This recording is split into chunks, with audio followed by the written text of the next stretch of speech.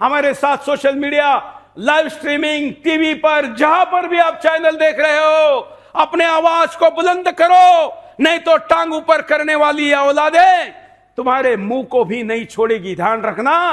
इतिहास गवाह है, जो जो मौन रहा, जो जो धैर्य के साथ इनका सहता रहा, उसके साथ इन्होंने संभाजी महाराज जैसा ही हलाल करके मारा है। और इसलिए चुप रहने का नहीं है, लड़ने का समय है। मैं चलता हूं राजेंद्र सिंह नरूका के पास। नरूका जी, धर्मवीर छत्रपति संभाजी महाराज जी के जीवन पर आई हुई छावा मूवी वैसे तो पूरे जीवन की 2-4% भी नहीं है, लेकिन उतना देखकर भी औरंगजेब की नाजायज औलादें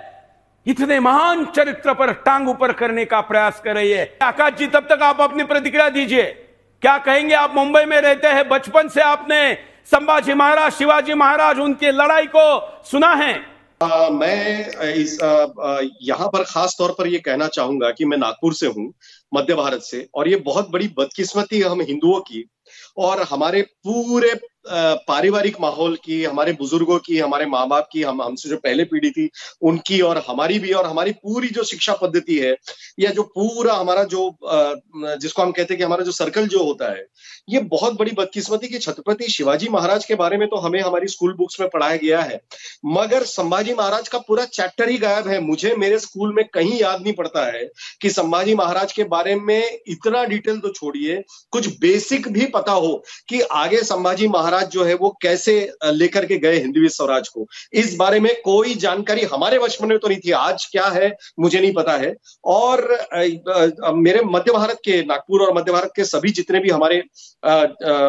मराठी भाषी, हिंदी भाषी जितने भी लोग हैं, उनसे भी मेरी कंप्लेंट है कि कभी भी हमें ये बातें बताई नहीं गई बचपन से। शिवाजी महाराज तक तो सब कुछ पता है, वो हमारे टेक्स्ट बुक में है, कॉमिक बुक्स भी आई है, लेकिन मैं बड़ा हैरान हूं कि अमर चित्र कथा जैसे कॉमिक बुक में जो हमारे सभी लेजेंड्स पर, चाहे वो हमारी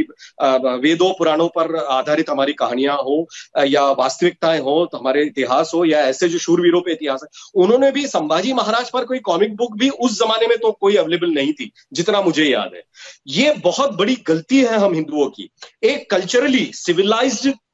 कौम के हिसाब से जब तक हम ये सिविलाइजेशनल एरर, ये हमारी ये कम्युनिटी एरर को हम जब तक ठीक नहीं करेंगे, इस तरीके के लोगों को ये मौका मिलता रहेगा हम पर अलग अलग तरीके से वार करने का, प्रतिवार करने का। एक कलेवर में उसको शुगर कोट कर दो, राष्ट्रवाद के नाम पर एक राष्ट्रवादी सब्जेक्ट चुन लो, उसके पीछे छुपा करके अपने कहीं ना कहीं अपने जो टिपिकल एजेंडा है, चाहे वो राष्ट्र विरोधी एजेंडा हो, चाहे एंटी हिंदू एजेंडा हो, या जो सूडो-सेक्युलरिज्म, जो नकली पना जो है, वोकिज्म जो है, उसको कैसे प्रमोट किया जाए, उसको कैसे बड़े लपेट करके, बड़े आइडिया से हल्का सा टच दे करके इस तरह से